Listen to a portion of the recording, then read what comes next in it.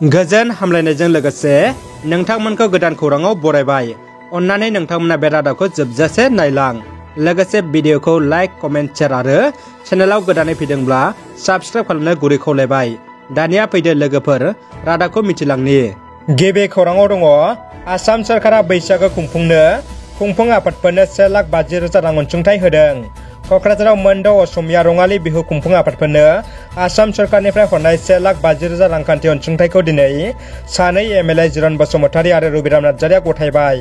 नाथाय दुखुनांथावदि बिटिआरनि बिखा बर'फोरनि गाहाय थावनि क'क्राझार बायदि जायगायाव बर'नि मोनसेबो रंजालि बैसागो खुंफुं आफादफोरा सरकारनि अनसुंथाइखौ मोनासै। थारैनो बेबायदि खालामनाया इनाय जादों होनना बर'फोरा बुंदों। आलादा रायजो बड'लेण्ड सोमावसारनाया फिन जागायफिनबाय। सोमावसारनाय हाबाफारिखौ दिनै क'क्राझार जिल्लानि सिङाव थानाय केडिएसि फोथाराव लानाय जादों। सोमावसारनायजों लोगोसे भारतनि गाहाय मन्थ्रि आरो नखर मन्थ्रिनिसिमबो गोसोखां बिलाइ दैथायहरो। मिरु बनसु फरायसा आफादनि आफादगिरि बनजित मन्जुल बसुमतारीया बुङो दि दिनैनिफ्राय बर' हारिनि बड'लेण्ड सोमावसारनाया जागायबाय। बर' हारिया आलदा रायजो मोनाब्ला गेरेमसा हारि दाफुंनो हानाय नङा होनना बुङो। बिथांनि ससे बिबुंथिखौ नोंथांमोना खोनासंदो। थांखियानो जाहैबाय फैबाय थानाय समावहाय जोङो बर' माहारिया आलादा रायजो नङाब्ला, बर' माहारिया आलादा रायजो मोनाब्ला बे बुहुमाव थांनानै थानायनिफ्राय जों मालाबाबो साक्सेसफुल जानाय नङा।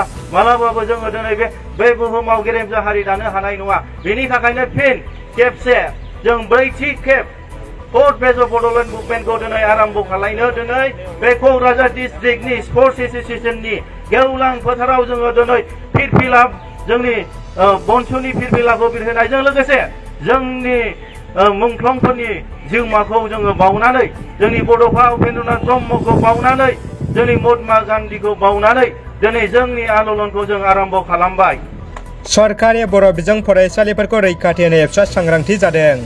बिजनि दख'रा एबसुनि सिङाव थानाय सा बिजनि दालाय एबसुआ बर' बिजोंनि सोरखारि फरायसालिफोरखौ फोथांना लाखिनानै इयुन जोलैफोर साख्रि मोननांगौनि मासिखौ रैखाथि दोननो थाखाय गाव गावनि गथ' गथायफोरखौ बर' बिजों सोरखारि फरायसालिफोराव फोरोंनो खावलायनानै पस्टार सिथाबनाय जायो।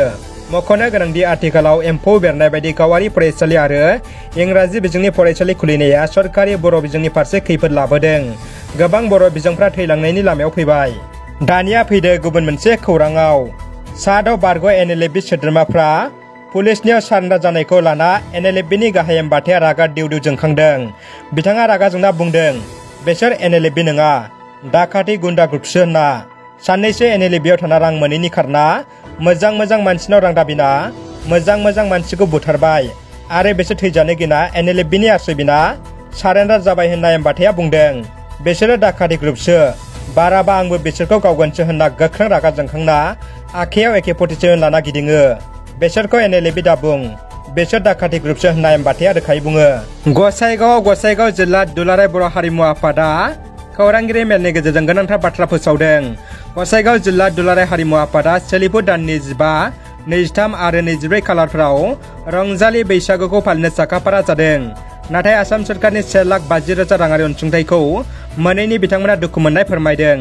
मख'नो गोनांदि बिथांमोना गोदो गोदायनिफ्रायनो रंजालि बैसागु फोरबोखौ फालिबोदों।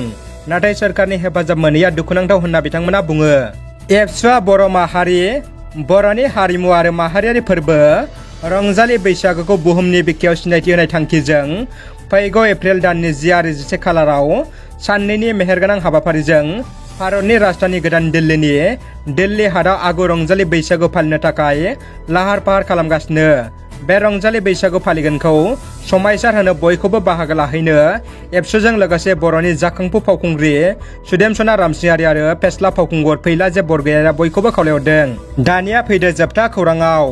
माखासे बेराम आजार जाजानाय सुबुंफोरनि थाखाय मोनसे गाहाम खौरां।